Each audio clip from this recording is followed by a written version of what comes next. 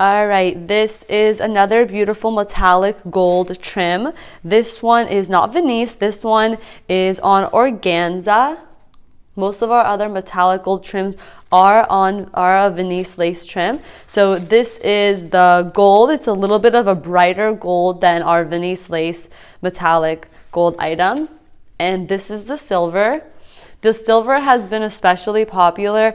It's pretty good for bridal, baptism, christening gowns. If you want to add a lot with a little bit of a trim, this is definitely your go-to. It has these deep scallops at the bottom of it, so it'll definitely add a lot, and it's just a little bit fringy.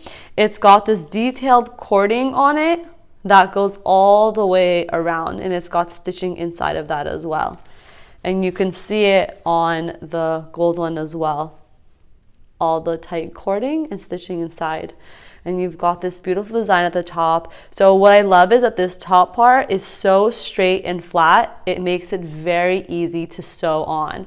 You just put it under the sewing machine and just go straight following that line. So if you're a beginner sewer, this is a great one to start off with. And because it looks so fancy, it looks like you've actually done a lot of really great work.